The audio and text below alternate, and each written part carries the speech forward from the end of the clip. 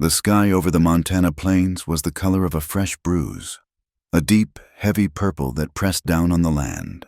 Rain did not fall. It struck, driven by a wind that had no memory of kindness. It came in horizontal sheets, turning the high grass flat and the wagon ruts into sucking rivers of gray mud. Through this, she walked, or rather, she stumbled, a small, white figure against the vast, darkening world. She was a ghost before her time, hollowed out and raw. The dress, meant for a church aisle and a celebration, was a ruin. The fine lace was torn to ribbons, snagged on sagebrush and wire. The white satin was heavy, caked with mud and stained with a darker red that ran from her side. Her name was Clara, but she had forgotten it. She knew only the pain, a fire in her ribs that stole her breath, the sharp, slicing agony in her bare feet with every step, the raw, chafed burn of her wrists. She was cold, so cold the shaking had become a permanent part of her, a vibration that started in her bones and worked its way out. She had been running for a Midas long time, since the sun was high and yellow. Now the sun was gone, swallowed by the storm, and she was still running. A sound split the howl of the wind, a frantic thunder, close and wrong. She froze, terror locking her joints.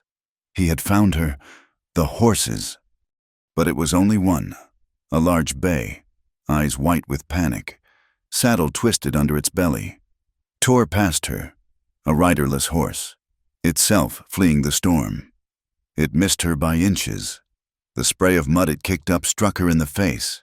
The shock of it, the near miss of one more death, was the final weight. Her legs, already trembling beyond her control, gave out. She did not just fall, she collapsed, surrendering to the mud that pulled her down. She lay on her side in the road, the tattered remains of a silk veil plastered across her face, and the world went black. Eli pulled the brim of his hat lower, but it did no good. The felt was soaked through and cold water trickled down his neck, past his collar, and onto his back. His horse, a steady gray gelding named Silas, hated this. He hated the town, he hated the mud, and he most of all hated the lightning that clawed the sky to the east. Eli did not blame him. He felt much the same. He was a solitary man, by choice and by consequence.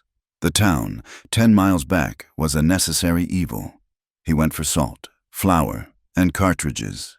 And he left. He spoke to no one more than he had to. He knew how men looked at him. He knew the stories they told.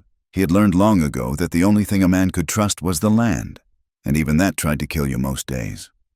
He was heading home, to the small, broken-down shack he'd built into the side of a butte, a place as reclusive and scarred as he was. Silas stopped, his head up, ears pricked. "What is it, boy?" Eli's voice was rough, like stones grinding together. He squinted through the gray deluge. At first, he thought it was a dead calf, washed into the road, a heap of white. He was about to steer Silas around it, to leave it for the coyotes. It was not his business. Nothing was his business. But as he drew closer, the shape resolved. It was not an animal. It was a woman. Eli stopped. He sat in the saddle for a long time, the rain beating on his shoulders. This was trouble. It was the purest, most uncut trouble he had seen in 5 years. A woman, alone, in a storm, on this road. That meant something bad. It meant husbands, or fathers, or sheriffs. It meant questions he did not want to answer and attention he could not afford. His first instinct, sharp and clean, was to ride on. He had survived this long by riding on. He had seen men bleed out in the war and kept walking. He had seen decent folk run out of towns and had not said a word. This was the code that kept him alive. Mind your own. He nudged Silas forward, intending to pass. The heap of white linen moved. A hand, small and pale, clenched in the mud and then went slack. He let out a long breath, cursing himself, the storm, and the woman. He dismounted. The mud sucked at his boots. He knelt beside her, turning her gently onto her back. She was young.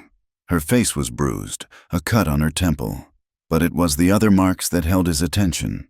He pushed the torn, wet satin aside. A long, shallow gash ran across her ribs, bleeding sluggishly. The cloth stuck to it. He looked at her wrists. They were raw, rubbed bloody, with the distinct, circular welts of rope. Her feet, they were bare, blue with cold, and cut to pieces by the sharp shale of the plains. And the veil, a scrap of fine netting, was still tangled in her rain-soaked hair. Eli looked back up the road, the way he had come. Then he looked the way she had been going, toward the high country, toward nothing. This was not a fall. This was not an accident. This was a flight. Someone had tied her up. She had gotten free, cut herself, and run until her body broke. He knew what trouble looked like. This was it, wrapped in silk and blood. For another second, he debated. He could still leave. He could take her horse if he found it. But leave her. It was the smart thing. He thought of the wolves. He thought of the cold. "Damn it," he whispered to the wind. He stood, his knees popping. He was not a young man, and the dampness settled in his bones. Lifting her was harder than he expected. She was light, but a dead weight, all limbs and wet cloth. He managed to get her draped over his saddle, then swung up behind her, pulling her back against his chest. She was cold as death. He wrapped his arms around her to hold her steady, his wet coat covering her back, and urged Silas homeward. The ride was less than a mile, but it felt like 10. He could feel the small, shallow breaths she took, a tiny hitch of pain with every one. He held her steady against the jostling of the horse, his jaws set. He was already paying for this. His shack was barely visible against the dark stone of the butte. It was one room, built of pine boards that had shrunk and warped, leaving gaps he'd plugged with mud and old rags. The roof was sod, and it leaked, but the stove was iron, and the door was thick. He kicked the door open and carried her inside. The single room was dark, smelling of cold ash, old leather, and the faint, musky scent of the snares he kept piled in the corner. He laid her on his own cot, the only piece of furniture besides a rough-hewn table and 2 stools. He lit the lantern. The yellow light was weak, but it was enough. She looked even worse indoors. Her skin was pale, almost translucent, her lips a faint blue. The wedding dress was a disaster, and it was killing her. "Got to come off," he muttered, more to himself than to her. He found his shears. There was no gentleness in it, just efficiency.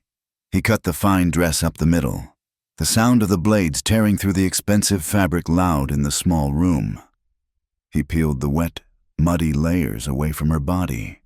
Underneath, she wore only a thin chemise, also torn.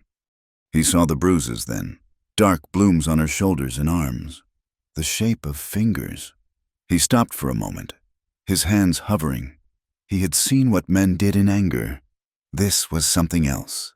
This was possession.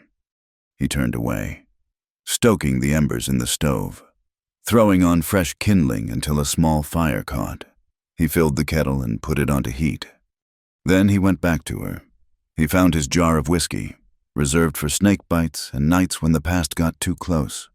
He poured some on a strip of flour sack, wincing as he pressed it to the gash on her ribs. She did not stir. He cleaned the wound as best he could, the blood and mud staining the cloth brown. It was not as deep as he'd feared, but it was long. It would scar. He cleaned her feet last, picking out the bits of gravel and shale. When he was done, he bound her ribs and her ankle tightly with more strips of cloth. He pulled a thick wool blanket over her, tucking it around her small form. He made himself broth, boiling a piece of dried venison until it softened, and sat on the stool by the stove, drinking it from a tin cup. He watched her. He waited. The storm howled outside, a beast trying to get in. He cleaned his shotgun, the methodical click-clack of the action the only sound in the room. He did not sleep. She woke near dawn. The storm had quieted to a low moan. The fire was a warm red glow in the stove. The room was strange, low-roofed, and smelled of smoke. A man was sitting in the corner, watching her. Clara did not scream. The sound died in her throat. It was him, not the judge, not his men, a stranger. The terror that flooded her was absolute, chemical. It was a trap. She was caught. She scrambled off the cot, a raw cry tearing from her lips. Pain shot through her body. Her ankle buckled instantly. Her ribs seized, and she fell to the dirt floor, gasping. Easy. The man's voice was low. He had not moved from his stool. She ignored him, crawling, dragging her injured leg, clawing at the rough floorboards, trying to get to the door. She was a cornered animal, blind with panic. He was in front of her in 2 strides, blocking the way. He was tall, and the lantern light from behind him cast his face in shadow. "I said easy." She lunged, trying to get around him. He caught her by the shoulders. His grip was iron, but he did not shake her. He just held her, keeping her from rising, keeping her from running. "Let me go! Please, let me go!" she sobbed, fighting him, her fists beating weakly against his chest. "There is nowhere to go," he said, his voice flat. "You run out that door. The cold will finish you before sunup, or the wolves will—" He lifted her. It was effortless this time. She fought, but she was weak as a kitten. He placed her back on the cot, and she immediately scrambled to the far wall, pressing herself into the corner, pulling the blanket up to her chin. Her eyes were wide, tracking his every move. He stepped back, raising his hands slowly. "You're safe, for now, but only if you stay quiet. Sound carries out here." He went back to his stool, picked up his shotgun, and began cleaning it again, as if nothing had happened. Clara watched him. She did not speak. She did not move. She just watched the stranger in the small, dark room, and she trembled. The next few days were a blur of pain, fear, and the relentless sound of the wind. Clara did not reveal her name. He did not ask for it. He called her Miss, and nothing else. He tended her wounds with a rough, impersonal efficiency. He would check the bandage on her ribs, his touch brief, his face impassive. He would rewrap her ankle, which had swollen to twice its size, the skin a mottled map of purple and black. She flinched every time he moved too fast. If he stood up suddenly, she would gasp. If he dropped a piece of firewood, she would press herself flat against the cot, her eyes squeezed shut. Eli saw it all. He said nothing. He suspected her injuries were not from a simple fall, not with the rope burns on her wrists and the look in her eyes. He had seen that look in horses that had been beaten. It was the look of something that expected pain, that had learned to live with it. He built the fire high, keeping the small shack warm against the damp cold that seeped through the walls. The storm cut them off. The dry wash that led to his claim was now a raging, muddy torrent. No one was getting in. No one was getting out. He offered her his own spare clothes, a pair of worn wool trousers, tied with a bit of rope, and a flannel shirt that was patched at the elbows. They swallowed her, but they were warm. He watched as she took the ruined, mud-caked wedding dress, the one he had cut from her body, and folded it. She folded it carefully, smoothing the torn lace, her hands shaking. She would not let it go. She tucked the bundle under the cot, as if it were a treasure or a corpse. Clara spent most of her time staring at the single, small window. The land outside was wild and punishing. There were no other houses, no fences, no roads, just gray rock, sharp cliffs, and the endless howling wind. She realized, with a sinking dread, how isolated they truly were. If this man meant her harm, no one would ever know. If the other one, the judge, came for her, there was nowhere to hide. The nights were the worst. Sleep was not a refuge. It was an ambush.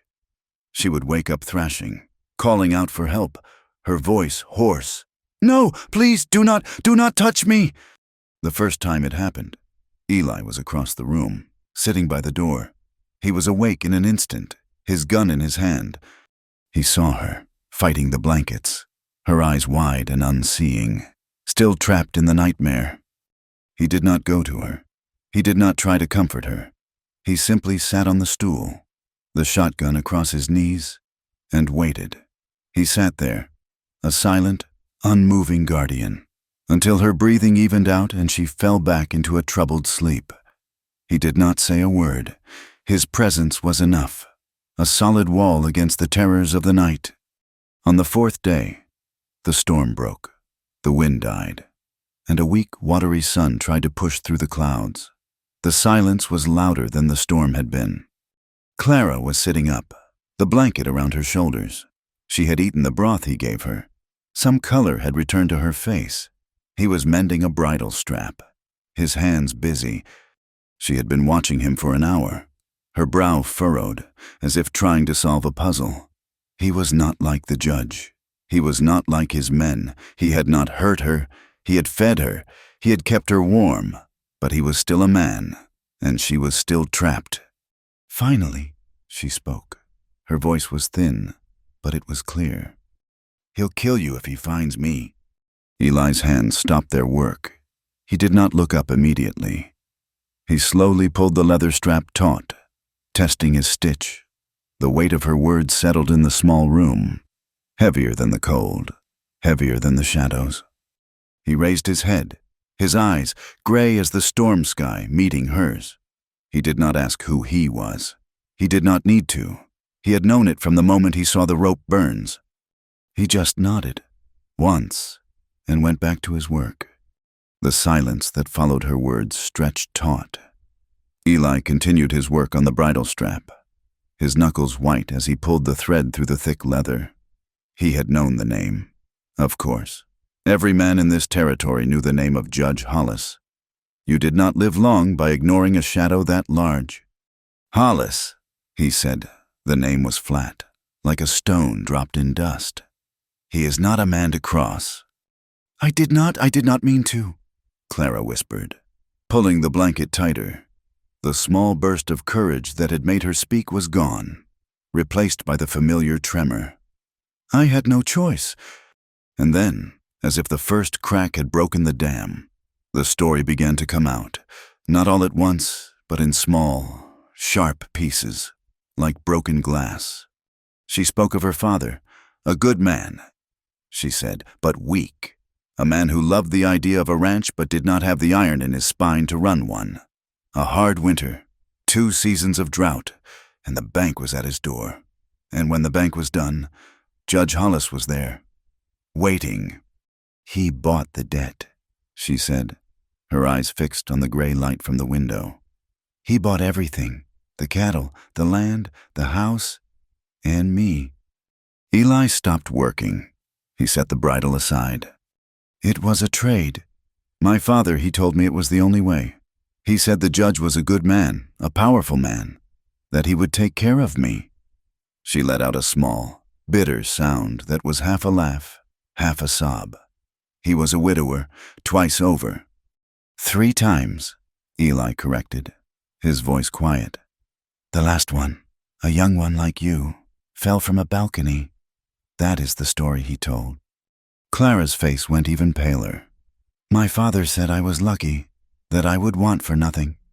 She described the wedding day, the house full of men, Hollis's men, not her family, the dress, heavy and stifling, a cage of lace and pearls, the judge, his hand on her back, his fingers pressing into her skin, ownership already declared.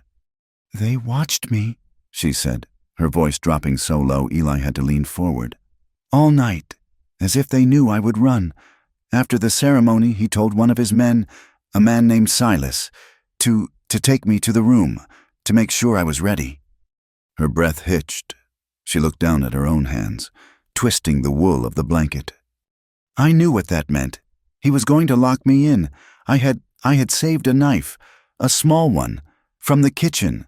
I kept it in my boot, under the dress." She paused, and when she looked up, her eyes were not frightened, but hard.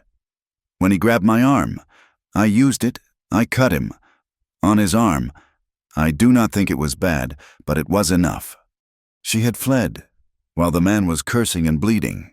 She had run down the hall, found a side window in the pantry, and broken the glass with her boot. She had climbed out and just run. She ran into the fields, the dress tearing, the stones cutting her feet, until the storm hit and she did not know where she was. She only knew she had to get away. Eli listened. He listened to the whole, jagged story without moving, his face a mask of stone. She finished, her chest heaving, waiting for him to say something, to offer some word of comfort, of pity, of hope.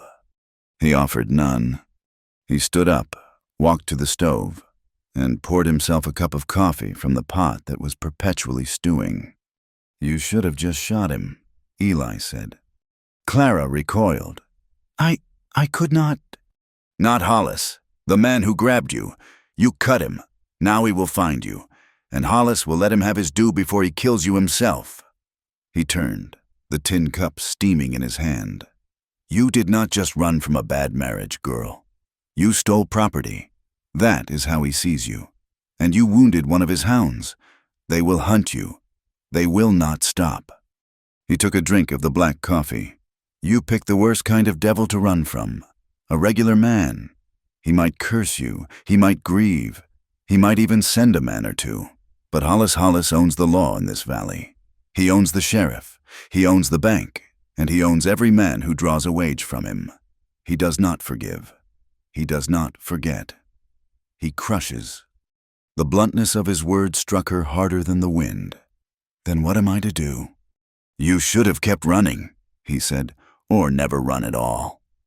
"And you?" she shot back, a spark of anger cutting through her fear. "What about you? Why are you here?" She looked around the miserable, crumbling shack, the gaps in the walls, the leaking roof, the utter loneliness of the place. Why does a man live like this? In a place a wolf would not den in? With a shotgun always in his hand? Are you not hiding? Just the same as me? Eli's face darkened. He put the cup down. For a moment, she thought he might strike her. His eyes went flat and cold, and she saw a violence in him that was just as frightening as the judge's. He did not answer her question. He turned, grabbed his axe from beside the door, and went outside into the damp, cold air. She watched him through the window as he began to chop wood, the axe rising and falling with a brutal, rhythmic force, splitting the pine logs with clean, angry strokes. The days passed, blurring one into the next. The storm had passed, but the world was a sea of mud. The creek that ran through the gulch was a roaring brown river, 20 feet higher than it should be. They were trapped. The isolation, once a terror to Clara, became a strange sort of truce. Their conversations did not always live in the dark. They grew warmer, more open. He asked her where she was from. She told him about her father's ranch before the debt, about her mother, who had died when she was young, about the small things she missed, the scent of baking bread, the feel of a clean-swept floor, the peonies that grew by her window. He listened. He still offered no sympathy, but he listened. In turn, he told her nothing. He deflected her questions with silence, or with a simple, "It does not matter." He was a man built of secrets, and Clara, who now had secrets of her own, learned to respect the walls he had built. On the 5th day, the sun was bright and the air was sharp. Her ankle was still swollen, but she could limp on it. He took her outside. "You need to know this," he said. He was holding his rifle, a heavy Winchester. "If they come, I might be busy. I might be dead. You cannot rely on a knife you are too scared to use proper." He handed it to her. The weight of it surprised her. A solid, cold thing. It smelled of gun oil and steel. "I have never fired a gun." "You will now." He set up an old, rusted tin can on a fence post 50 feet away. His instructions were simple, his voice stripped of all emotion. It is not like you think. Do not pull the trigger. You squeeze it. Slow. Hold your breath. Aim for the center. The stock goes here. He pressed the wooden stock firmly into her shoulder. She winced as it hit the bruised flesh. It will hurt. It will hurt more if you hold it loose. Hold it tight. Let the gun be part of you. She lifted it. It was heavy, and her arms trembled. Steady, he commanded. She squinted down the barrel. The can looked impossibly small. She squeezed the trigger. The explosion was deafening. The recoil felt like a mule's kick, slamming into her shoulder and knocking her back a step. She cried out, dropping the rifle in the mud. The can was untouched. Again, he said, unmoved. He picked up the rifle, wiped the mud from it with a rag, and handed it back. You pulled. You flinched before you even fired. You expected the pain. Do not just focus on the can. She did it again. She missed. And again, missed. Her shoulder was an agony of fire. Tears of frustration welled in her eyes. I cannot. You can, he said, his voice hard. You ran from Hollis. You cut a man. You walked barefoot through a storm. You can do this. Now. Again. She hated him. She hated his coldness, his refusal to see her pain. She lifted the rifle, the heavy, unfeeling wood and metal. She planted her feet. She locked her eyes on the can. She let out her breath. She thought of the judge. She thought of the man's hand on her arm. She squeezed. The rifle bucked, but this time, a sharp ping echoed across the small valley. The can flew off the post, spinning into the weeds. Clara stared, disbelieving. A slow, unfamiliar feeling spread through her chest. It was warm. She turned to Eli. He was watching her, his expression unchanged, but he nodded. A single, sharp dip of his chin. A smile broke across her face. It was the first time she had smiled in weeks. It was the first time he had ever seen it. It was a raw, real, brilliant thing. I did it. You did, he said, and for the first time, his voice was not quite so hard. Again. She did, and she hit it again. Her face, smudged with dirt and lit by the sun, was bright with a pride she had never known.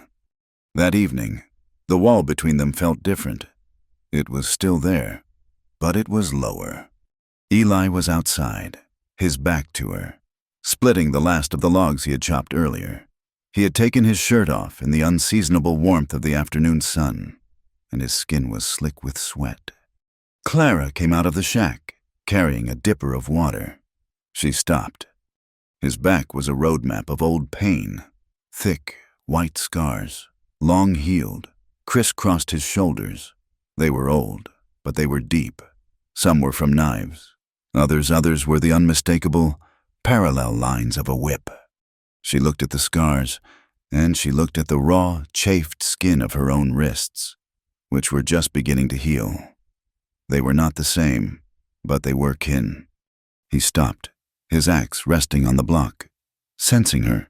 What? He asked, not turning. She walked toward him slowly. He tensed, his shoulders knotting. He was a man who did not abide being approached from behind. She saw him fight the instinct to spin around. She reached out her hand, her fingers trembling slightly. She did not know why she was doing it. She just knew she had to. She pressed her palm flat against the center of his back, right over the worst of the scars. Eli went rigid, his whole body locked. He did not breathe. He did not move. He just stood there, his muscles bunched, as if waiting for a blow. She could feel the heat of his skin, the frantic, trapped beat of his heart under her hand. He did not flinch. He did not pull away. He just let her touch him. She said nothing. She just held her hand there, her small, pale hand against his scarred, sun-darkened skin. It was an offering, a recognition. After a long moment, she slowly pulled her hand back. He let out his breath in a long, ragged sigh. He turned around. His face was a wreck of emotions she could not read: anger, pain, and something else, something deeper. "The water," she said softly, holding out the dipper. He took it from her, his fingers brushing hers. Their eyes met and held. He drank, his throat working. He drank it all. The rain returned that night, a soft, steady drumming on the sod roof, cutting them off from the world once more. The mood in the shack was thick, charged. They shared a meal of stew and cornbread. He had lit a candle stub and placed it on the table. The small, flickering flame cast huge, dancing shadows on the walls. They ate in silence. But it was not the cold silence of before. It was a silence that listened. Clara set her spoon down. She looked at his hand, resting on the rough pine table. A large hand, calloused, scarred, the knuckles busted. The hand that had cleaned her wounds. The hand that had taught her to fire a rifle. She reached across the table and laid her hand on top of his. Eli froze. His first instinct, sharp as a reflex, was to pull away, to break the contact, to retreat back to the safe. Cold distance, he knew. He had learned, the hard way, that closeness was a precursor to loss, that tenderness was a weapon used against you. His hand tensed, ready to withdraw. "Please," she whispered. Her voice was barely audible over the rain. "Please do not stop." He looked at her. Her eyes, in the candlelight, were deep and full of a terrible, aching need. It was not the need of a body. It was the need of a soul. She was not asking for a lover. She was asking for an anchor. His hand, which had been tense to pull away, slowly relaxed. He did not take her hand, but he did not leave it. He let her hold him, and they sat there, in the quiet, while the candle burned down. That night, they slept as they had before. She on the cot, he on his bedroll of blankets near the door, the shotgun beside him. The storm, however, was not finished.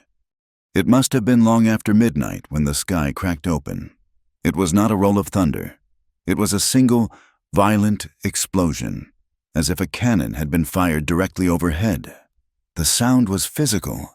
It shook the very ground. Clara did not wake up. She detonated. She was out of the cot in an instant, a single piercing scream torn from her throat. It was not a cry of fear. It was a cry of pure, animal terror. "No, no, please, God, no!"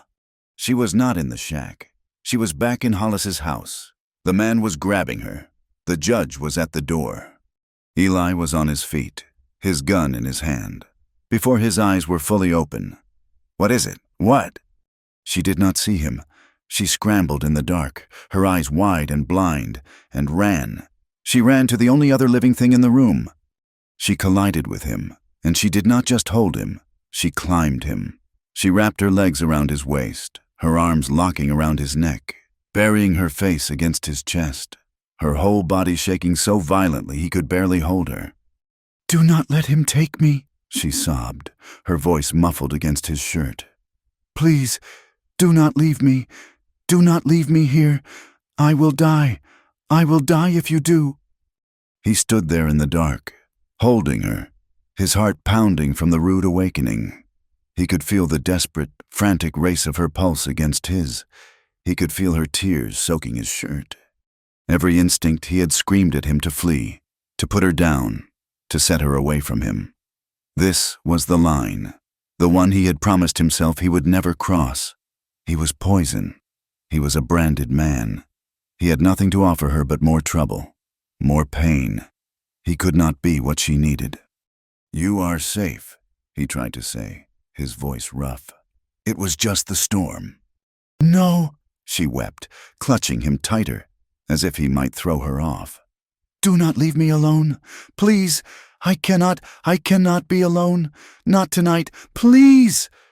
He held her, his arms closing around her small, shaking form. He was resisting. He was fighting himself, fighting the years of solitude, the grief he carried like a shroud. She lifted her head, her face pale in the gloom, her eyes searching for his. She was not seeing a stranger. She was seeing a protector. He gave in. It was not a surrender to passion. It was a surrender to her desperate, profound need. It was a surrender to the simple, human fact of her. He carried her to the cot. It was too small for both of them, but he lay down, pulling her with him.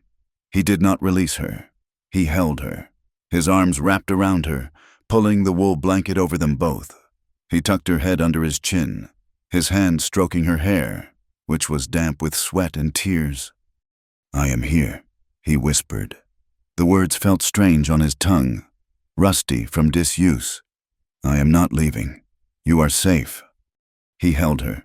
He held her as she cried, her body slowly uncoiling from its panicked knot. He held her as the trembling subsided. He held her as her breathing finally deepened. It was slow and tender and full of a grief so deep it had no name. He grieved for her, for the innocence that had been ripped away, and in the dark, holding this broken, terrified woman, he grieved for himself, for the man he had been, for the life he had lost, for the simple, warm fact of holding someone that he had denied himself for a decade. He did not sleep. He just held her, listening to the rain, and waited for the dawn. When the first weak light of morning filtered into the shack, Clara woke slowly. She was warm. For the first time since she could remember, she was truly warm. A deep, safe warmth that went all the way to her bones. She became aware of the arm around her waist, the solid, slow breathing of the man behind her. She was pressed against him, his body a solid wall at her back. Shame did not come. Fear did not come. Only relief. She did not move. She did not want to break the spell. She lay there, listening to his heartbeat. After a time, she felt him stir. He was awake. He did not move his arm. She clutched his hand, the one that was resting on her waist, holding it tight. She was like a drowning person clutching a piece of driftwood, the only safe thing in a world of cold water. Eli looked at the back of her head, the tangled brown hair. He felt her small hand holding his. The night had changed everything. There was no going back. He slowly, gently, removed his arm. She made a small sound of protest. He sat up, swinging his legs off the cot. The room was cold. He went to the stove, his back to her, and began to build the fire. Clara sat up, pulling the blanket around her shoulders. She watched him. He did not look at her. The air was thick with the things they had not said. He saw her shiver. His eyes scanned the room. His coat was too heavy. The blanket was on the cot. His eyes landed on the bundle she had saved, the ruined wedding dress. He walked over to it, knelt, and pulled it out from under the cot. He unwrapped the muddy, torn satin. Inside, crumpled but intact, was the veil, the fine, expensive netting she had worn when he found her. He stood up. He walked over to her. Clara watched him, her eyes wide, wondering what he was doing. He did not speak. He unfolded the veil. It was still damp. He lifted it, and with a surprising gentleness, he wrapped it around her shoulders. He wrapped it twice, like a shawl, the soft white netting covering the rough wool blanket, covering her. He stepped back. Clara looked down at the veil, this symbol of her terror, of her bondage, and then she looked up at him. He had taken the thing that defined her as Hollis's property and turned it into a garment of warmth, a gift. She clutched it to her chest, and in the cold morning light, he finally saw her not as trouble, not as a victim, but just as Clara. The morning light revealed a world washed new and scrubbed raw. Clara, wearing the veil like a shawl, stood at the open door of the shack, breathing in the clean, sharp air. The mud was still deep, but the sun was bright. She felt stronger. The ankle was a dull throb, not a spike of pain. The night and the safety of his arms had been a kind of medicine.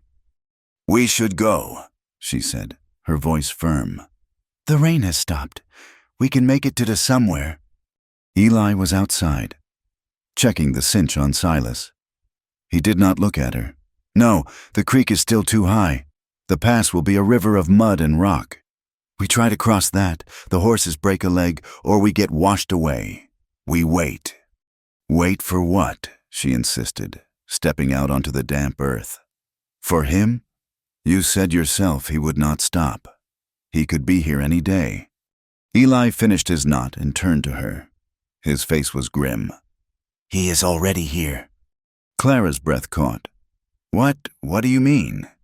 "I was out before dawn, scouting. The pass is flooded, that is true, but that is not the only reason we are staying put." He walked past her, into the shack, pouring himself coffee. "There are riders, 3 of them, camped on the high ridge, to the west. They have a fire. They are watching the valley." "Hollis's men," she whispered, following him. "I could not see a brand from that far," he said. "But they are not drifters. Drifters do not sit and watch an empty valley in the cold.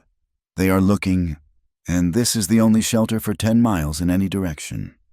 She sank onto the stool, the brief, bright hope of the morning extinguished. They were not just isolated. They were pinned down. The tension in the small room thickened. They were trapped, not just by the mud, but by the unseen watchers on the hill. Clara spent the day by the small window, staring at the ridgeline, though she could see nothing but rock and sky. That night, the fear, held at bay by his presence, returned. "You were right," she said, her voice small. To his back, he was cleaning the rifle again, the task a comfort, a ritual, about his other wives. He paused, the oiled rag still in his hand. "I was to be the 4th, she said, the words sticking in her throat. "He told me so himself. He said he hoped I would have better sense than the others." "What happened to them?" Eli asked, his voice low. "The first, she was his age. She died of a fever. They said, but my father's cook. She used to work for a family nearby. She said the fever was convenient, that she had argued with him in public. The second, she was younger. She fell from a balcony at their home, the one you mentioned." "I heard that story," he said. "And the third," Clara continued, her voice trembling. "She was my age, 18. They said she was melancholic, that she drowned herself in a creek. But, Eli, the creek on his land, it is barely ankle deep, even after a rain." She was looking at him now, her eyes wide with the horror she had been holding back. "He was not marrying me. He was buying something to break, and when he was done, he would bury it and buy another." The full weight of what she had escaped settled on him. He had seen predators. Hollis was one, just cleaner, with a judge's title. He set the rifle down. "So you knew," he said. It was not a question. "You knew what you were walking into, and you still cut your way out." She nodded, wrapping her arms around herself. The wedding veil slipped from one shoulder. The silence sat between them. She had given him her darkest truth. Now, the space he occupied, the silence he wore like armor, felt unbalanced. "You know my story," she said, looking at the floor. "You know what I ran from. But I look at you, I look at this place, I look at your back." She stopped, then pressed on. "I still do not know what you ran from." Eli stood. He walked to the window, bracing his hands on the rough pine frame, staring out into the darkness. His back was to her. It was a wall, scarred and defensive. "It does not matter," he said. "It matters to me." Her voice was soft, but it had an edge of steel he had not heard before. "You saved my life. You held me. I know the shape of your hands, but I do not know your name. You call me Miss. I call you nothing. I look at you, and I see a man who is as trapped as I am. I want to know why." He was quiet for a long time. The only sound was the drip of water from the leaking roof. "My name is Eli," he said, his voice so low it was almost lost. "Elijah, And I did not run. I was cast out. He turned, but he did not look at her. He looked at a spot on the far wall, as if seeing the past played out on the rough boards. I was a deputy, in a town down in Wyoming territory. I was good at it. I believed in it. The badge, the law. I thought it meant something. He picked up a tin cup, his fingers tracing the dented rim. There was a sheriff, a man named Braxton. He was like Hollis.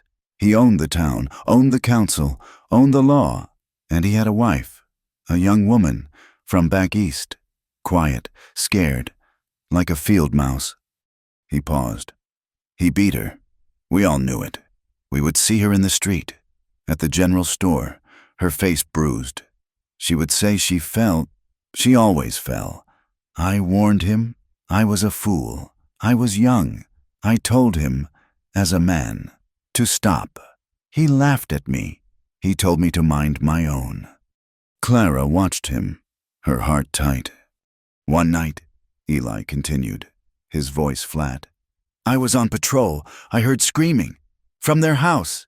It was not like the other times. This was high, thin, desperate. I went in. I broke the door. He stared at the cup. He had her on the floor. He was using his belt. She was not moving. I yelled. He turned. He was a big man. He was drunk. He laughed when he saw me, and he drew his gun. I was faster. Eli said simply, I shot him. I shot the sheriff of the county. I shot him dead in his own house, his wife bleeding on the floor. You saved her, Clara whispered. I saved her, he agreed, his voice bitter. And I lost everything. When the town council met, it was not about why, it was only about what. I had killed the law. His brothers came in from Texas. They told the story, that I was drunk, that I wanted her, that I attacked him. And the woman? The wife? Clara asked. She was terrified, Eli said, a muscle in his jaw tightening. She was alive, but he still owned her. His brothers owned her. She got up in front of the council, her face bandaged, and she testified against me. She said I was a liar. She said I forced my way in. She said I murdered her husband. He finally looked at Clara. His eyes were hollowed out, full of an old, cold grief. They took my badge. They ran me out of town. But his brothers, they were not done. They caught me on the trail. 3 of them. They said a man who raises his hand to the law deserved a mark. They gave me the scars. A lesson, they called it. So every man who saw my back would know I was a man who did not respect the law. He shrugged, a small, tired movement. So I came here, where there are no laws to break, where there is no one to fail. I keep to myself. It is safer. Clara stood up. She did not cry. She did not offer him pity. His story was too hard for that. She walked to him, and he watched her, wary, as if she might strike him. She reached up and, with a hand that was almost steady, she touched his face. She laid her palm against the rough stubble of his cheek. He did not flinch. He did not move. He just stood there, his eyes closed, and let her touch him. It was the first time in 10 years a hand had touched his face in kindness. The confession broke the last wall. The small, cold shack became something else. It became a refuge. The world outside, the men on the ridge, the drowned wives, it all still existed, but inside, there was a quiet tenderness. Their time together turned gentle. He would find her watching him, and he would not look away. She would hand him his coffee in the morning, and their fingers would brush. The touch lingered. He taught her more, how to check his snares, how to tell a wolf track from a dog's. He would guide her hand, showing her the tension of the wire, and his touch was warm. She would mend his shirt, her stitches small and neat, and he would watch her. The simple, domestic act a thing of profound beauty. They spoke of small things. The future was a cliff they could not see past, so they spoke of the present, the taste of the rabbit stew, the way the firelight caught the dust motes. One afternoon, she stood by the window, wearing his old shirt, the veil draped over her shoulders. "It is strange," she said. "What is?" he asked, oiling his boots. "The land, when I first saw it, it was terrifying. Just rocks and wind and death. It looked so empty." She turned to him. "But it is not empty, is it? It is full of things. The way the light hits the butte at sunset, it turns red, like it is on fire. And the hawks, I never noticed them before. It is almost beautiful." He looked up at her, and a small, slow smile touched the corners of his mouth. It was a rare, painful thing. "You were just looking at the ground before," he said. "You have to look up. It is the only way to see what is coming." The peace could not last. The wild was never beautiful for long. 2 days later, Eli went out to check the pass. The water was receding. He was gone for hours. When he returned, the fragile tenderness was gone. His face was a mask, closed and hard, the way it had been when he first found her. "What is it?" Clara asked, her stomach clenching. "The riders?" "They are gone," he said.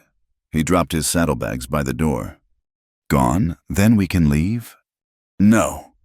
He walked to the basin and began to scrub his hands, scrubbing them hard.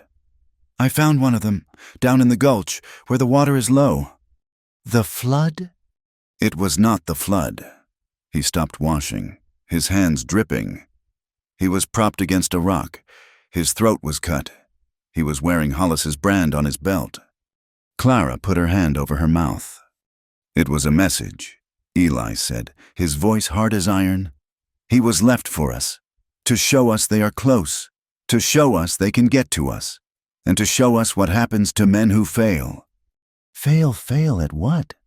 "Finding you," Eli said. He dried his hands, his back to her. "They are toying with us, or Hollis is toying with his own men."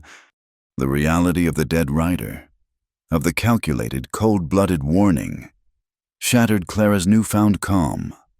The beautiful landscape was once again a trap. "We have to go," she said, her voice rising in panic. "Eli, now, I do not care about the mud. We have to run. We can go east. We can go anywhere. He will kill us. He will cut our throats." She grabbed his arm. "Please run with me. Please, Eli." He shook her hand off, his face dark. "No." "No? What do you mean, no? We will die here." "And we will die out there," he shot back, his voice louder than she had ever heard it. "You think we can outrun them? I told you, Hollis owns this land. He owns the sheriffs. He owns the trails. Running never ends." He stabbed a finger toward the door.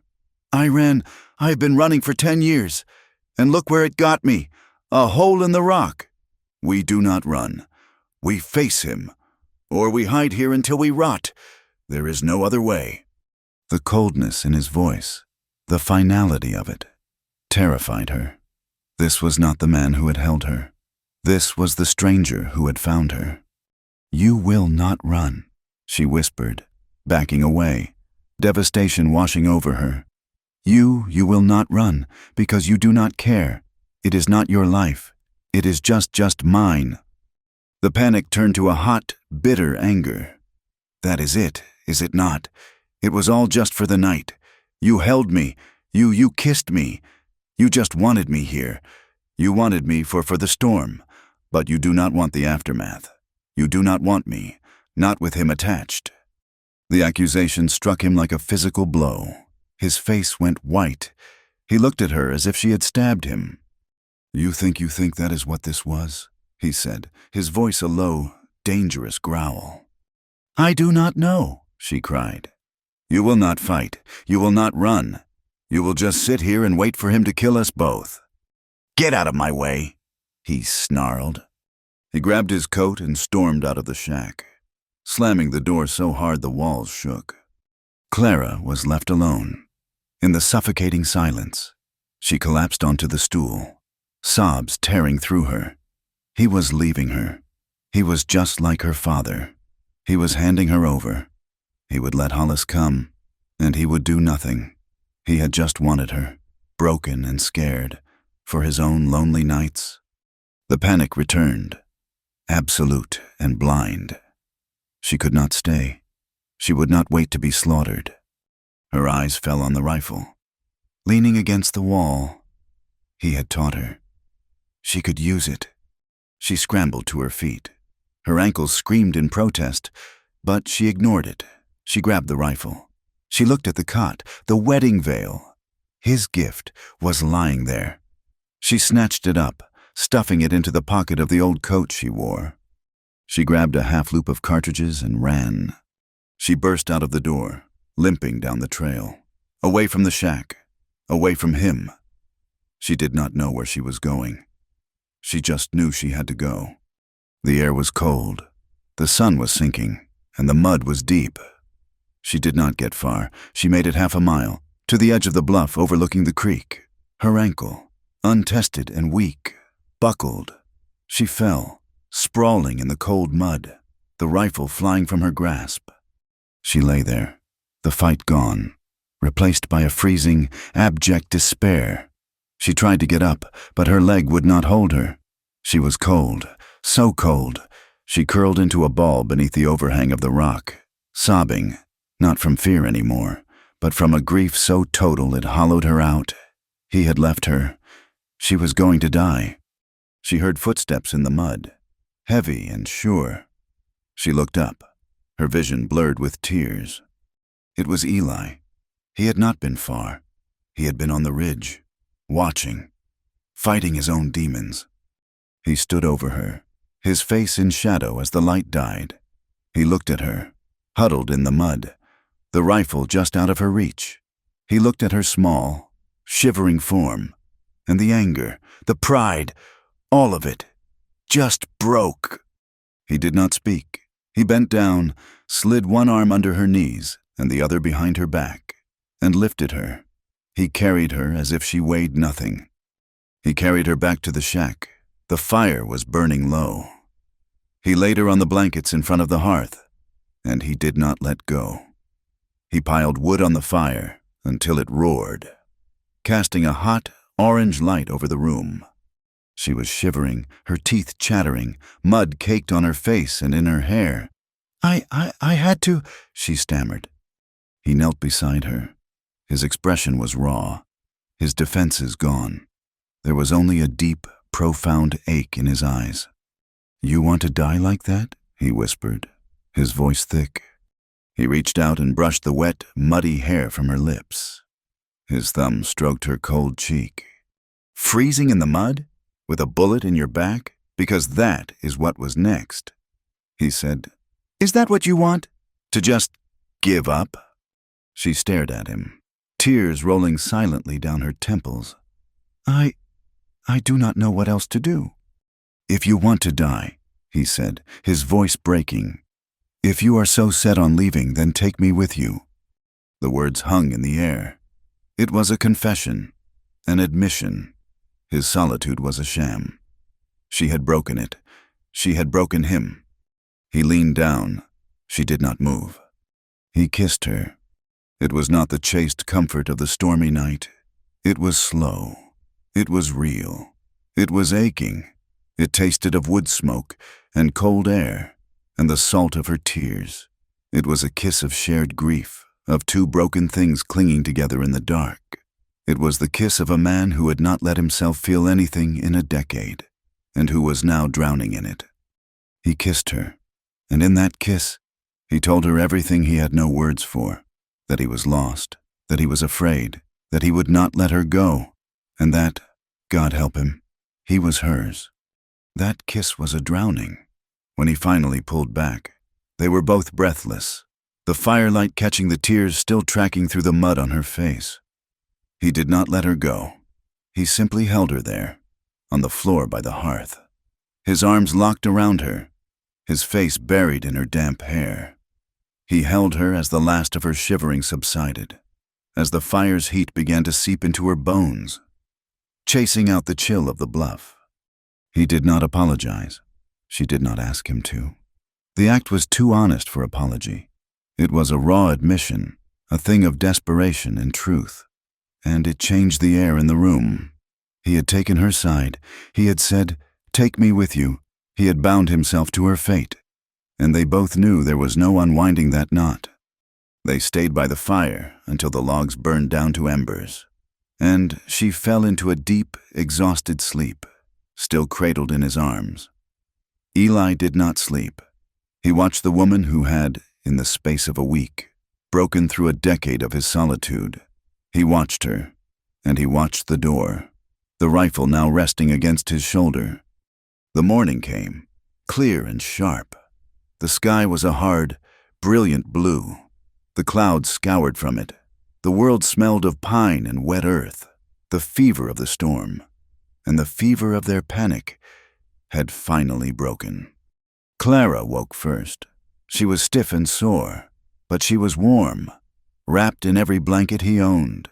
He was sitting on the stool, cleaning the rifle again, but his movements were different.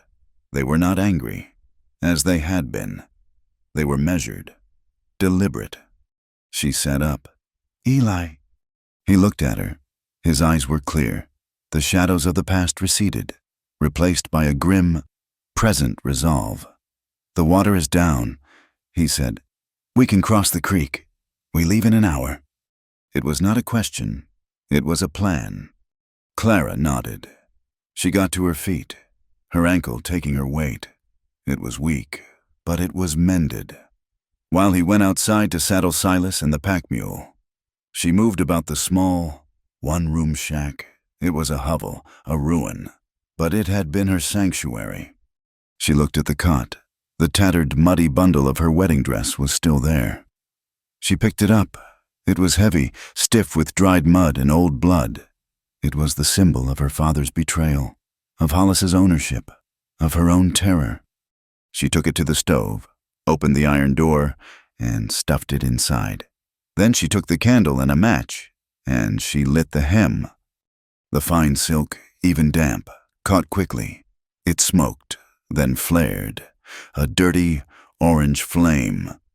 Eli came back inside as she was closing the door, the smell of burning wool and singed satin filling the room. He stopped, watching her. "I am not her anymore," Clara said, her voice steady. "I will not carry her." He looked at the stove, then at her. She was wearing his patched, oversized clothes. Her hair was a wild tangle, and her face was smudged with soot. He had never seen her look more beautiful.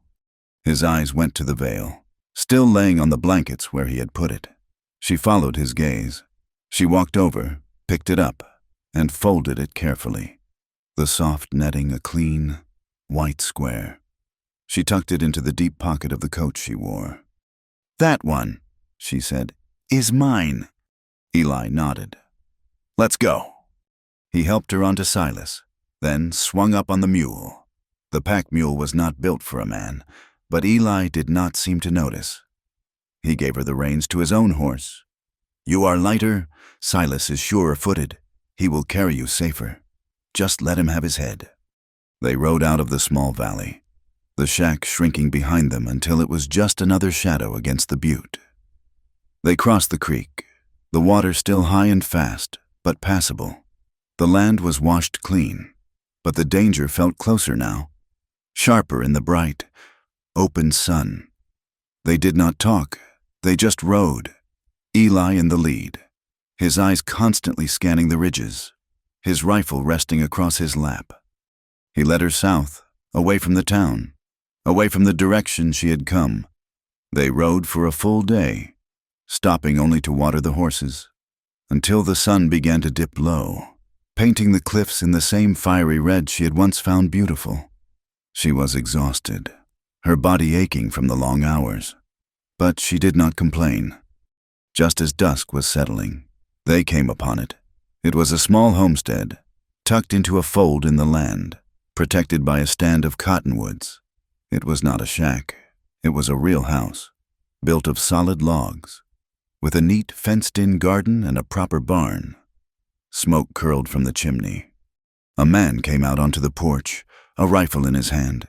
He was tall, and his hair was gray at the temples. He was a black man, and his face was etched with a hard-won caution. "That is far enough, friend," he called out, his voice deep.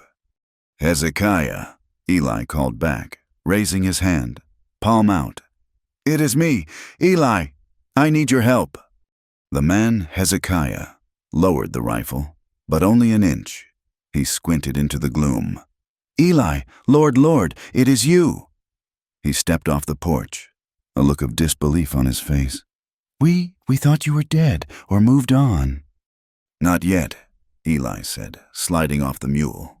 He walked toward the man, leaving Clara by the horses.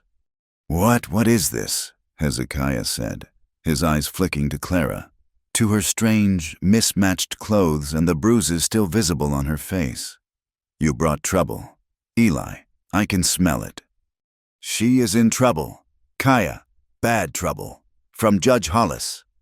Hezekiah's face, which had been softening, hardened instantly. "Hollis, Eli, You know what you are asking. You know what they do to folks like me for any reason, let alone this." "I know," Eli said, his voice low. "I would not be here if it was not life and death. I saved your boy. I'm asking for this. One night, just shelter, a place for her to rest, to get clean. Then we will be gone." Hezekiah wrestled with himself. The debt to Eli, fighting the deep, justified fear for his family. He looked past Eli, at Clara. She was not a threat. She was a victim. She looked like a half-drowned bird. "Josiah!" Hezekiah yelled toward the house. "Get out here, and tell your mother we have guests."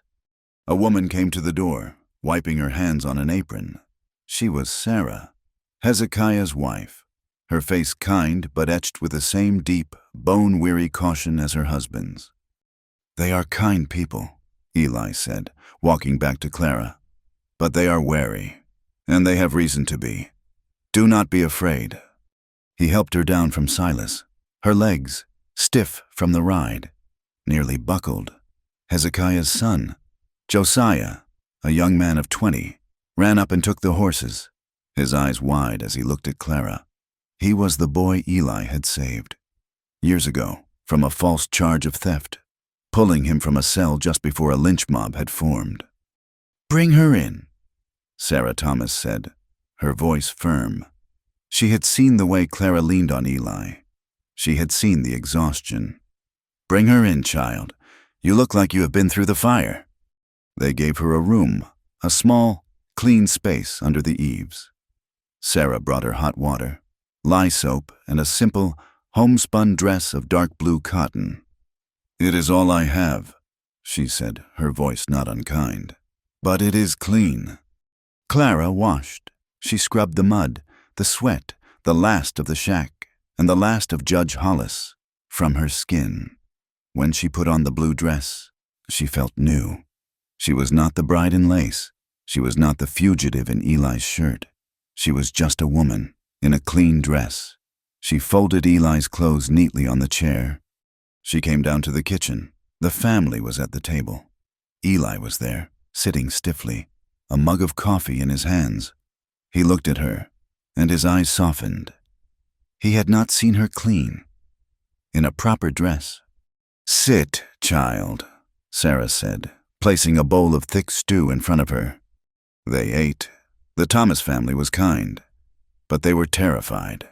They spoke in low voices, their eyes constantly flicking to the windows.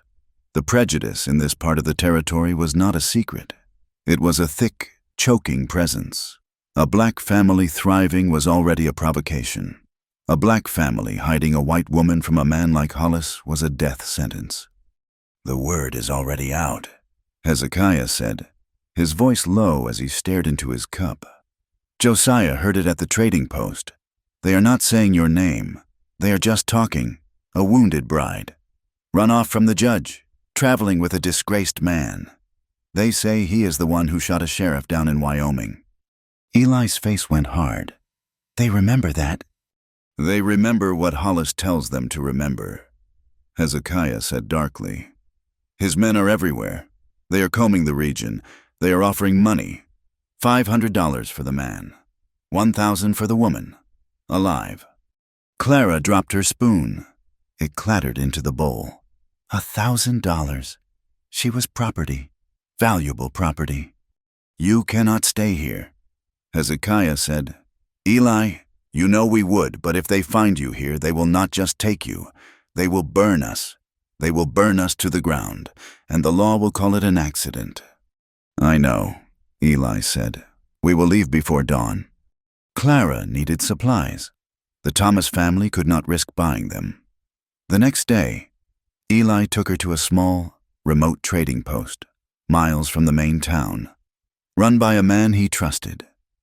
They rode in the pre-dawn dark, arriving just as the proprietor, a grizzled old man named Silas, was opening up. Just need flour, bacon, and cartridges, Eli said, his voice low. While Eli was in the back with Silas, Clara waited by the counter. The post was empty, save for 2 women from a nearby homestead, sorting through bolts of fabric. They were whispering, their heads bent close together. I heard she was not right in the head. One of them, a woman with a thin, pinched face, whispered, ran off on her wedding night. Judge Hollis, of all men, he could give a woman anything.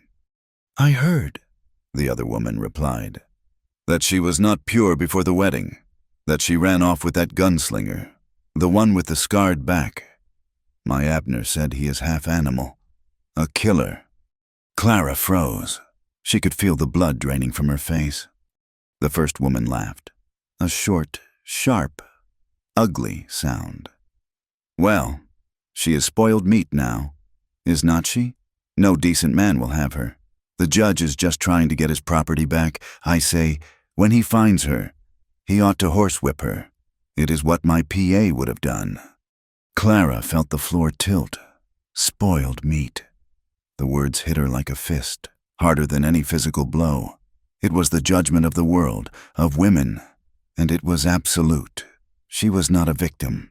She was a scandal. She was ruined. She turned and fled, stumbling out of the trading post, gasping for air.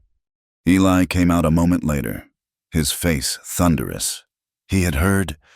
Clara, he said. She broke. She did not just cry. She collapsed against him, her shoulders heaving, a deep, tearing sound of shame ripping from her. She choked. Spoiled meat! Oh, God, Eli, I am ruined. Even if he does not find me, I am nothing. Eli grabbed her. He held her hard, his fingers digging into her arms, forcing her to look at him. His eyes were blazing, a cold fire she had not seen. No, he said, his voice a low growl. You listen to me. You are not ruined.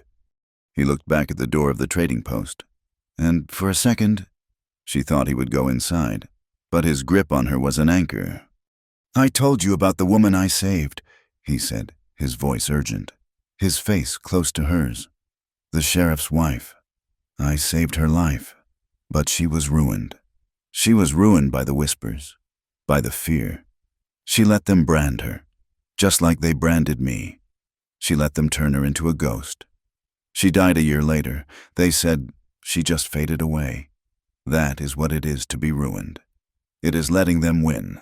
It is letting their poison get inside you. He shook her, gently. You are alive. Do you hear me? You cut a man. You ran. You survived a storm that would have killed a lesser man. You are alive. That is all that matters. Not them, not their bitter, small words. Just this. He tapped his finger against her chest. Just this, breath and bone. You are not ruined. His words, raw and fierce, were a shield. She looked at him, at the absolute conviction in his face. He was not just comforting her. He was fighting for her. He was fighting the same shadows that had hunted him for a decade. She nodded, wiping her face, her shame burning away, replaced by his own cold anger. Alive? She whispered. We have to go, he said. The Thomas family is in enough danger. I know a place. It is not much, but it is safe. He took her high into the canyons, to a place the war had shown him, a place he had hidden when he was running from Braxton's brothers. It was a crack in the rock, A small cave hidden behind a screen of old junipers, overlooking a dry riverbed. It was defensible. It was hidden. They built a small, smokeless fire deep inside. The cave was cold, but it was shelter. They were alone again. Just the two of them and the vast, silent, watching rocks. That night, they shared one last meal. The bacon, the flour Eli had fried into flatbread. The fear was still there, a cold knot in Clara's stomach. But something had changed. The shame was gone. They lay side by side on the bedroll. The storm was returning, not with rain, but with a cold, high wind that moaned through the canyon. Eli was staring at the roof of the cave. She could feel the tension in him. He was readying himself for a fight. She turned on her side, propping her head on her hand, and looked at him. His face, in the low firelight, was all harsh angles and shadow. She saw the scars. She saw the pain he lived with, but she also saw the man who had looked at the gossiping women with murder in his eyes. All for her. The man who had refused to let the world define her.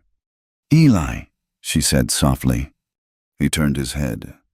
"I am not scared anymore," she whispered. He frowned. "You should be. Hollis is not a joke." "Clara." "I know." She reached out and touched his cheek, her fingers tracing the line of his jaw. "I am not scared of him, not of dying. I was scared of being spoiled, of being ruined, of being worthless." She leaned closer, her voice dropping. "But I am not scared of that anymore. Not when you look at me like that. When you look at me, you do not see spoiled meat. You see me." He looked at her, and his eyes were full of a deep, aching tenderness that stole her breath. He saw her. He saw the strength she did not know she had. He saw the woman who had survived. He did not kiss her. He just turned, pulling her close, his arm wrapping around her, holding her against the cold, against the wind, and in the dark, hidden high in the rock. They shared one last night of peace, a desperate, precious, and stolen thing. The morning was cold and still. The wind had died. Clara woke first, curled against Eli's warmth. She felt safe. She sat up, stretching, her body sore from the hard rock. She walked to the mouth of the cave, pulling the blanket around her shoulders. The canyon was below, silent, awash in the pale gray light of dawn. And then she saw it. To the north, in the direction of the Thomas homestead, in the direction of the main town. A single thick column of black smoke. It was not a chimney. It was not a campfire. It was too thick, too dark. It was a building, a large one. Eli was beside her in an instant, his hand on his gun. He followed her gaze. His face went pale. "No," he whispered. "What is it?" Clara asked, her heart beginning to pound. Is it the homestead?" "It is too far for that," he said, his voice grim, his eyes fixed on the rising plume. "That is the town, or something in it, the livery, the hotel. It is big." He looked at her, and the peace of the night was gone, replaced by the terrible, cold certainty of the end. "He is here," Eli said. "Hollis. He is not searching. He is not combing. He is here, and he is demanding blood." The black smoke was a declaration. It was an announcement of power, a pillar of judgment against the clean morning sky. Eli stared at it, his face hard, the muscle in his jaw working. The peace of the canyon was gone, shattered by that single, dark column. "It is the town," he said again, his voice flat. "He is not just looking. He is settled. He is making his presence known." What was it?" Clara whispered, pulling the blanket tighter. "The livery? The hotel?" "It does not matter what it was," Eli said, turning, his eyes already distant, calculating. "It matters what it is. It is a warning. It is Hollis telling every man, woman, and child in this territory that he is here, and he will burn whatever he needs to until he gets what he wants." "Us," she said. "He wants me." "He wants you," Eli kicked dirt onto the small fire, extinguishing the last embers. "And he will tear this whole place apart to find you. This canyon, it was a good hiding place. Now, it is a coffin. They will sweep these hills, and they will find us." "So we run," she said, her voice thin, the old panic creeping back. "No, we are done running." He grabbed his saddlebags. "We cannot run. We cannot hide. Not out here. There is only one thing to do." He strode to the horses.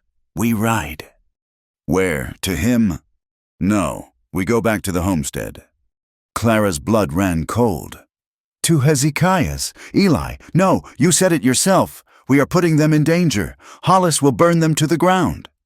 "He will burn them anyway," Eli said, his voice brutal with a truth she could not escape. "You heard Hezekiah. Word is out. A wounded bride, a disgraced man. Hollis's men are not fools. They will be shaking down every homestead, every farm, and a black family.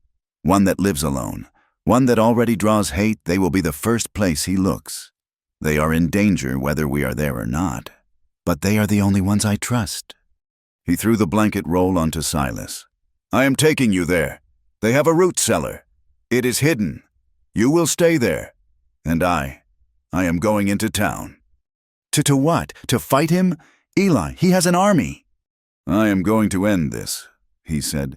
"I am going to tell him you are dead." He helped her onto the horse. His plan was simple. It was desperate. It was, he knew, a thin chance. But it was the only one they had. They rode hard, staying low, using the arroyos and dry riverbeds. The column of smoke their constant. Dark guide. They arrived at the Thomas homestead in the late afternoon. The farm was quiet. Too quiet. There was no smoke from the chimney. The chickens were not in the yard. Eli dismounted, his rifle in his hand. "Stay here."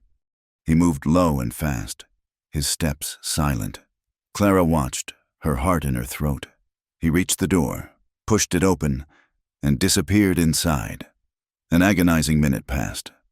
He came back out, his face grim. "They are gone." "Gone? Fled?" "No, not fled." He pointed to the barn. The door was open, swinging on one hinge. Inside, the stalls were empty. "He took the horses. The wagon is gone, but—" He walked to the kitchen garden. "The tools are here. The house is not ransacked. It is empty." He knelt, touching the ground. Wagon tracks, and at least a dozen riders. They were taken.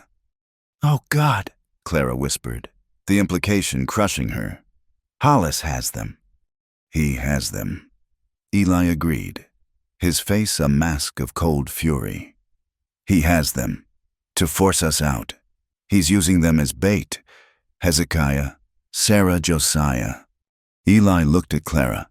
The choice, the one he had been trying to make, was gone. It had been made for him. "You cannot stay here. It is the first place they will watch. You have to go back to the canyon." "No," Clara slid off her horse. I will not hide while they because of me. Eli, this is my fault. I will not run." "This is not a discussion.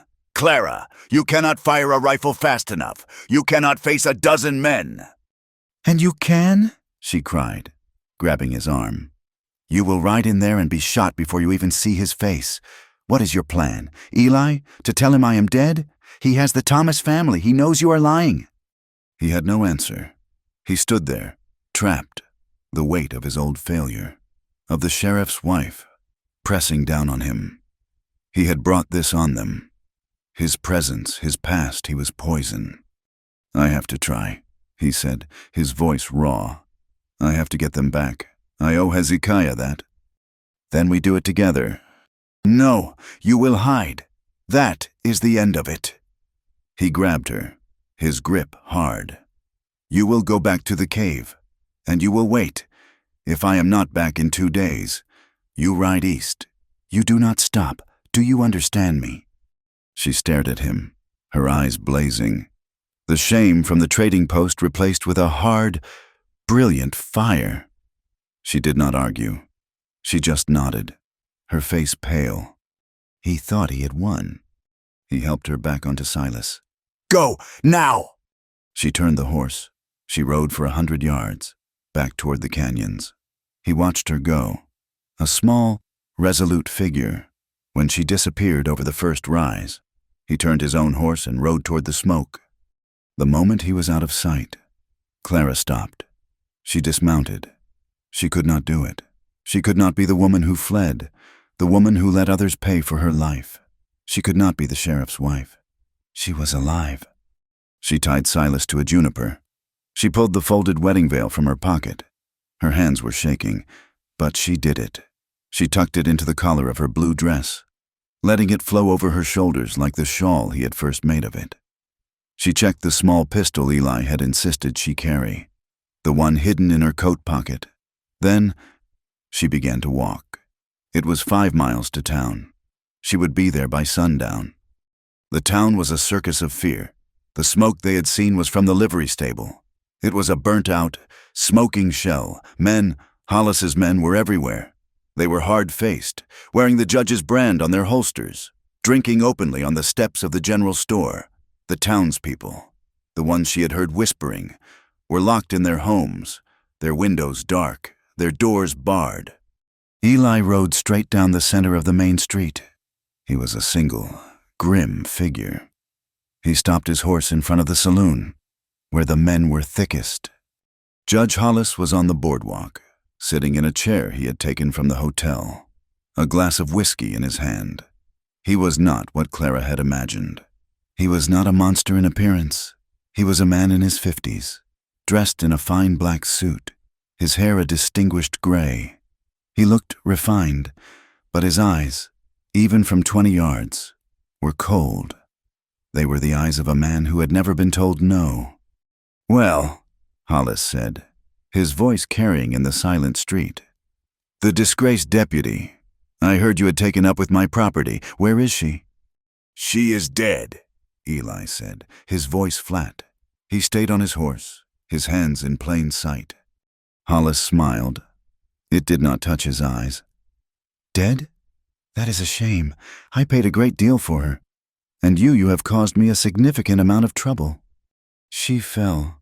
In the storm. Her wounds, they were too much. I buried her 2 days ago." Hollis took a long, slow drink of his whiskey. "You are a poor liar, son. I know she was alive 3 days ago. I know she was at the Thomas homestead. A little unorthodox for a white bride, but desperation, I suppose." "I do not know what you are talking about," Eli said. "No?" Hollis sighed, as if bored. "Bring him out." 2 of his men dragged a figure from the alley beside the saloon. It was Josiah. His face was beaten, his shirt torn. They threw him to his knees in the dirt street. "Josiah!" Eli's hand moved toward his gun. "I would not," Hollis said calmly. "All my men have rifles. You would be dead before you cleared leather. Now I gave this boy a chance. I asked him where my bride was. He, like you, seems to be a liar. He claims he does not know." Hollis stood. He walked over to Josiah and placed a booted foot on his back, pushing him face first into the dirt. "I am a patient man, but I am tired. I am tired of this game." He looked up at the sky. The sun was just touching the tops of the western hills. "You have until sundown. Eli, you bring her to me, right here, and I will let this boy and his family go. They can even keep their farm. You refuse, and I will hang him from the sign of that saloon, and then I will burn his family's home, with them in it. The choice is yours." You cannot," Eli said, his voice choked with rage. "You are a judge." "I am the law," Hollis corrected him. "And the law wants what is his sundown, Eli." Eli sat there, trapped. He was beaten. He had no cards left to play. He could not produce a dead woman. He could not save Josiah. He had failed. Again. "What is it to be, son?" Hollis asked, smiling. "She is not here." "A pity." Hollis nodded to his men. "Get the rope." "Wait!" The voice was not Eli's. It was clear, strong. and it cut through the heavy, terrified silence. A figure stepped out from between the general store and the smithy. It was Clara. Her hair was wild, her face pale, but her eyes were burning. She was wearing the simple blue dress, and over her shoulders, stark white in the dying light, was the wedding veil. She was not holding a rifle. Her hands were at her sides. "Clara!" Eli's voice was a raw cry of disbelief and terror. "No, get out of here! Run!" "I am done running," she said, her voice shaking, but loud enough for everyone to hear. The townspeople, who had been hiding, began to appear. A face in a window. A door cracked open. The whispers had become a public spectacle. Hollis turned. His smile faded, replaced by a look of pure, cold possession. "Well," he said, his voice silk. "Look at that, a resurrection." He looked her up and down. The simple dress, the mud on her boots. "You have made a mess of yourself, my dear, and you have cost me a great deal of trouble." "Let him go," Clara said, walking forward into the center of the street. She stopped 20 feet from him. "Clara, do not!"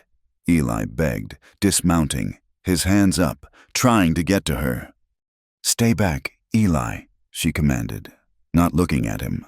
Her eyes were locked on Hollis. "Let Josiah go. This is about me. It has always been about me." "It is," Hollis agreed. "And you will come with me, now. We will discuss your punishment in private." "No." The single word hung in the air. "What did you say?" Hollis asked, as if he had misheard. "I said, no," Clara repeated. She looked past him, at the faces in the windows, at the men on the porches. "You want to know what happened? You all want to know. You call me spoiled meat." Her voice cracked, but she did not stop. "You want to know what this man, this judge, does?" "Clara, shut your mouth," Hollis warned, his voice a low hiss. "No, you will not silence me. Not again." She took a step forward. "My father sold me to him, to pay a debt. He sold me like a cow. And on my wedding night, this man, this judge, he ordered his men to lock me in, to prepare me for him, because he knew I would not go willingly." A gasp went through the small crowd. "I ran," she cried, her voice soaring. "I ran, and I cut the man who tried to stop me, and I ran until my feet bled. This man," she pointed to Eli, "found me. He saved me. He cleaned my wounds. He kept me safe. He did not touch me. He protected me." She looked at Hollis, her face wet with tears, but not of fear, of rage.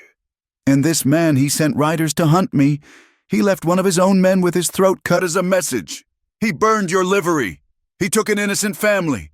And he was going to hang this boy all to get back his property." She tore the veil from her shoulders. "I am not his property. I am not spoiled meat. I am a free woman, and I will not be owned by him." The truth, all of it, laid bare in the street. The town was silent, caught in the raw, terrible honesty of her words. Hollis's face was no longer calm. It was purple with a rage he could not contain. His mask of civility was gone. You little filth!" He lunged for her. He was fast, his hand outstretched, his fingers hooked like claws, aiming for her throat. "Clara!" Eli yelled. Eli moved. He intercepted Hollis, grabbing his arm, spinning him around. The two men crashed together. It was not a gunfight. It was a brutal, desperate brawl. Eli drove his fist into Hollis's stomach. Hollis, strong for his age, smashed his elbow into Eli's face. They fell, grappling in the dirt. Hollis's men raised their rifles, but they could not get a clean shot. The two men were a tangle of limbs. Eli was on top, his hands on Hollis's throat, the memory of Braxton, of the sheriff's wife, driving him, but Hollis was fumbling, his hand going inside his coat. He pulled a small derringer. "Eli!" Clara screamed. A shot rang out. It was not from the derringer. It was louder. A rifle crack. Hollis's body went stiff. His eyes went wide, a look of profound, dull surprise on his face. He looked down. A dark, blossoming stain was spreading across his white shirt, right over his heart. Eli rolled off him, looking around, expecting to be shot himself. Hollis lay on his back, gasping. Across the street, in the dark shadow behind the general store, a figure was standing, a smoking hunting rifle in his hands. It was Josiah. He had slipped his ropes when the fight started. He had run to the store, grabbed the first rifle he could find, and he had not hesitated. Clara stood, frozen, staring at the man who had haunted her. Hollis looked at her. He tried to speak. A bloody bubble formed on his lips.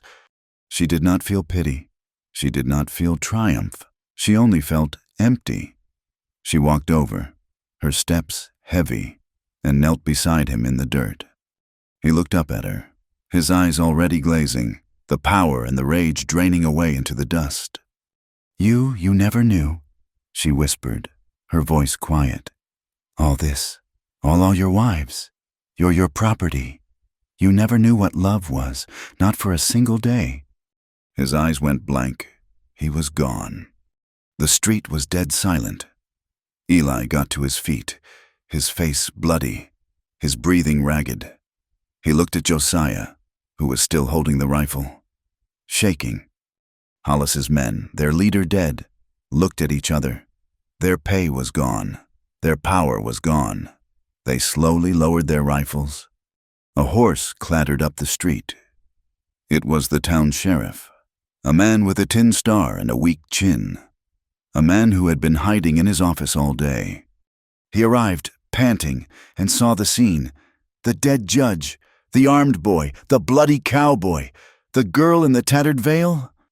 What in God's name?" he stammered. Eli stepped in front of Clara. "It was self-defense, Sheriff." He shot the judge," the sheriff said, pointing at Josiah. "The judge was murdering him." Eli countered. "He was strangling me. He was going to kill her. You saw. Everyone saw." The sheriff looked at the crowd, the faces in the windows, the men on the boardwalks. No one spoke, but they were all looking at him. They were all witnesses. They had all heard Clara's confession.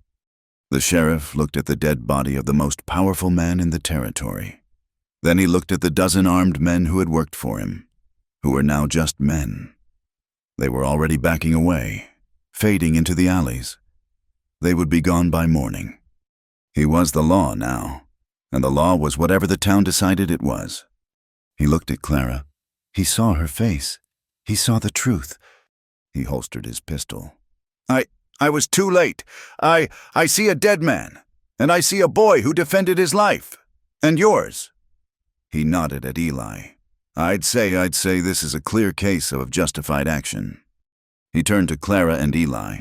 "I see no reason to hold you. I see no crime here. You are free to go." The townsfolk were silent.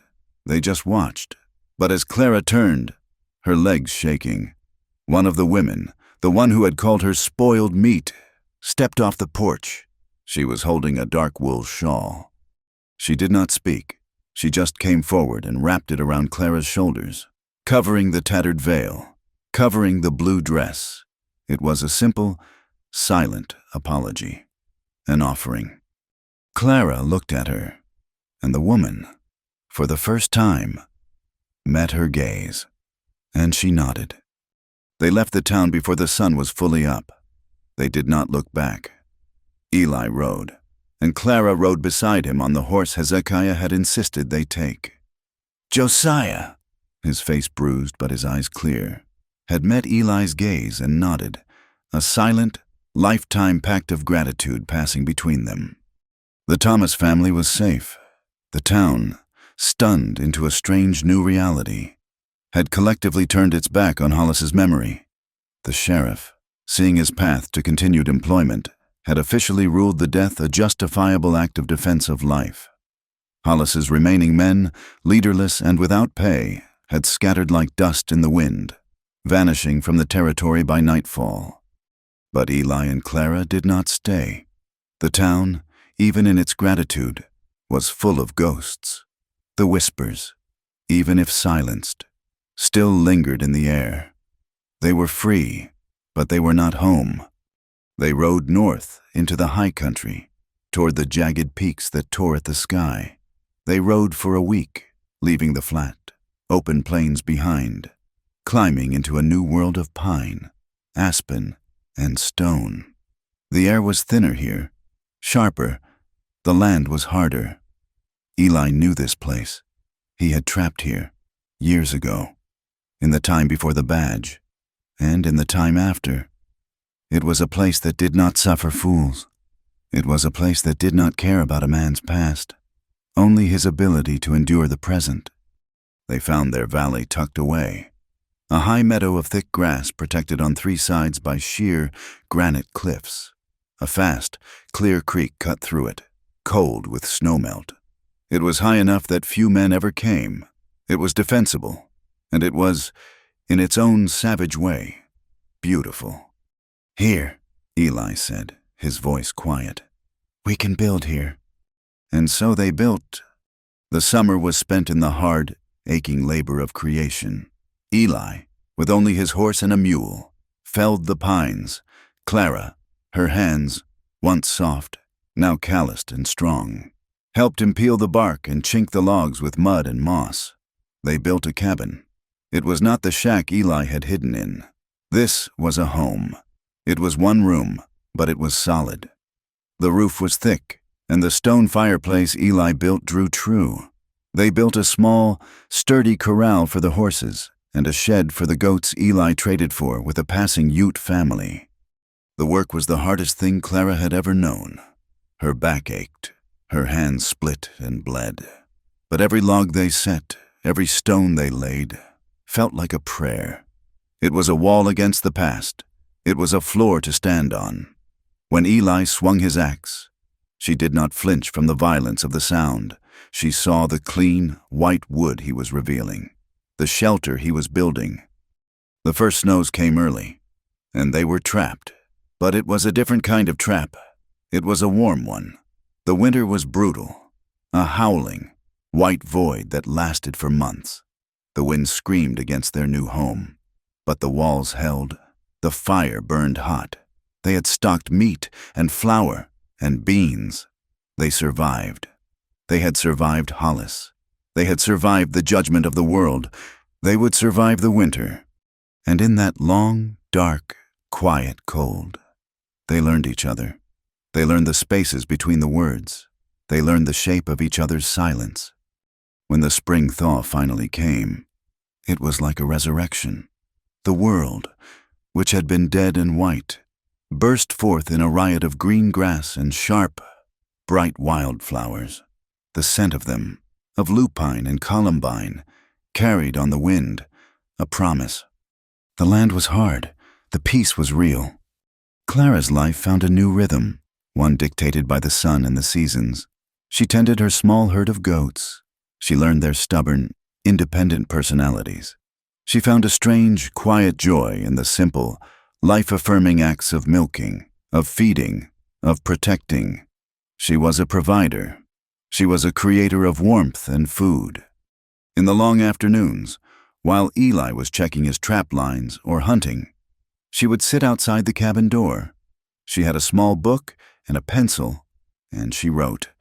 She wrote letters she would never send. "Dear Father," she would start, "I am alive. I hope you are well. I do not forgive you, but I am alive." She would fold that one and put it away. "Dear Sarah Thomas," she would write, "I think of you. I hope your farm is strong. I hope the town has been kind. I have a home.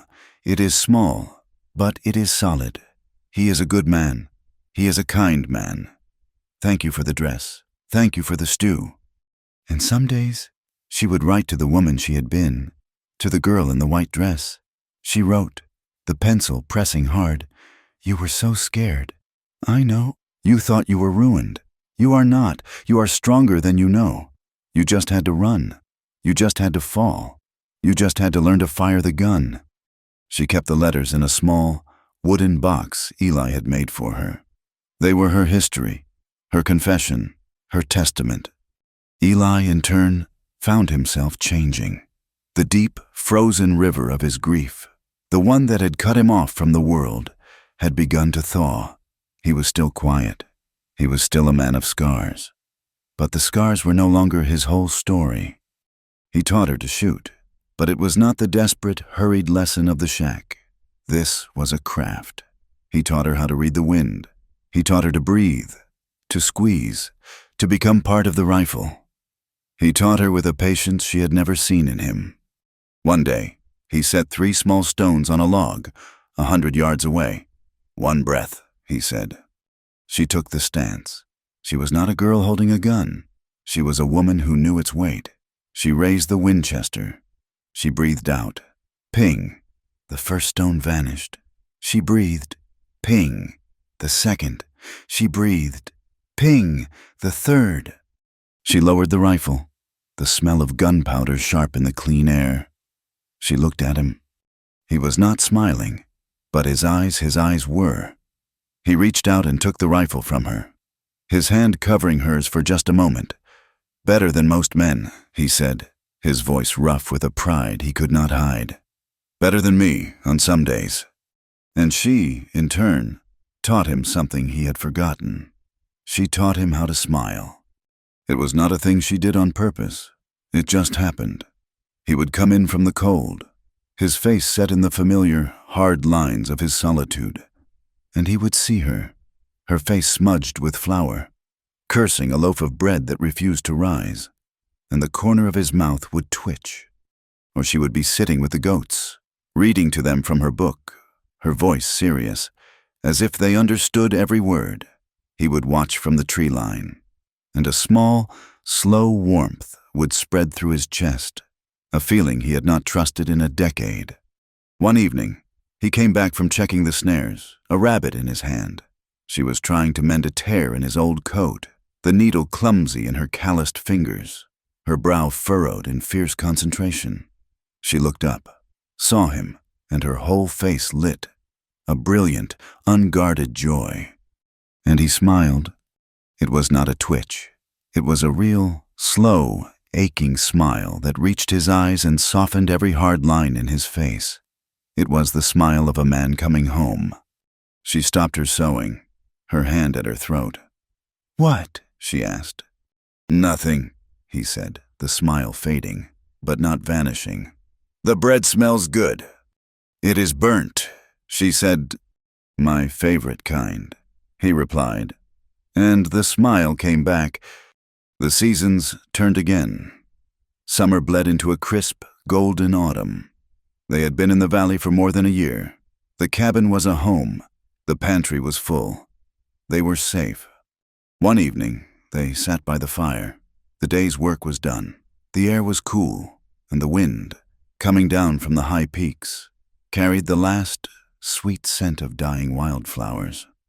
Eli was cleaning his rifle, the ritual familiar and comforting. Clara was mending, her stitches more confident now. The small, single window of the cabin was covered. The wedding veil, the scrap of silk and lace that had been a shroud, a shawl, and a memory, was now stitched into a curtain. It hung there, filtering the harsh moonlight, the delicate pattern casting soft, dancing shadows on the floor. It was not a symbol of her past anymore. It was a part of their home, a reminder. Yes, but a reminder of survival, repurposed into a thing of simple beauty. Clara put her sewing aside. She had been quiet all evening, a different kind of quiet, a nervous, hopeful, terrified stillness. "Eli," she said. He looked up, the oiled rag in his hand. "What is it?" She was looking into the fire, her hands clasped in her lap. I have not been well these past few weeks. In the mornings." His face tensed. His mind went immediately to sickness, to fever, to the isolation. What is wrong? It is not wrong. I do not think. She took a deep, shaky breath. She finally turned her head and met his gaze. Her eyes were wide, luminous in the firelight, and full of an emotion he could not name. I think, Eli, I am with child. The world stopped. The only sounds were the crackle of the fire and the moan of the wind outside. Eli did not move. He did not breathe. He was speechless. A child? His mind, which had been so focused on the present, on the next winter, the next threat, the next meal, could not comprehend the word. A child, a future, a family. He, Elijah, the branded man, the outcast, the killer, a father? He was poison. He had nothing to pass on but scars and a bad name. The old, cold fear, the one he thought he had buried, rose up. He was terrified. Clara saw the panic in his eyes. She saw the color drain from his face. Her own fragile hope faltered. Eli? He still could not speak. He was locked in his own past, in the cell of his own unworthiness. She reached out, her hand trembling, and laid it on his arm. Please say something. He looked at her hand. Then he looked at her face, pale and frightened. She was not seeing a branded man. She was seeing the man who had held her, the man who had smiled for her, the man who had built her a home. He moved, his body stiff, as if waking from a dream. He set the rifle aside. He did not speak. He reached out and took her hand. It was small and warm, and it was trembling. He lifted it. He did not kiss it. He pressed it, palm flat, against his own chest, right over his heart. He held it there, forcing her to feel the heavy, frantic, pounding beat, to feel the life that was inside him. He closed his eyes. He let out a long, ragged breath. When he opened them, the fear was gone, replaced by a raw, profound, and terrified wonder. Then, he said, his voice thick, broken, then we are not just surviving anymore. Tears welled in Clara's eyes, spilling over, running down her cheeks. It was not a question. It was a statement. It was the truth. They were not just a man and a woman hiding from the world. They were a family. She knelt in front of him, her hand still pressed to his chest. She leaned her head against his knee, and he put his hand on her hair, his fingers stroking the soft strands. After a long time, she looked up. The tears were gone. Her eyes were clear and full of a strength that matched his. She took his hand. She stood, pulling him up with her. She pulled him toward the small, simple bed in the corner of the room. She pulled him away from the fire, away from the ghosts, and into the warm, safe dark. She pulled him down onto the mattress, her arms going around his neck, her body pressing against his. Do not stop, she whispered, her voice fierce, a promise, a command. Not ever. He held her, his heart finally, truly, settling in his chest. Outside, the west rolled on. The wind howled. The vast, dark land remained harsh, and the world was just as unforgiving as it had always been. Winter was coming. There would be hardship. There would be pain. But in the cabin, there was warmth. There was the sound of 2 breaths, soon to be 3.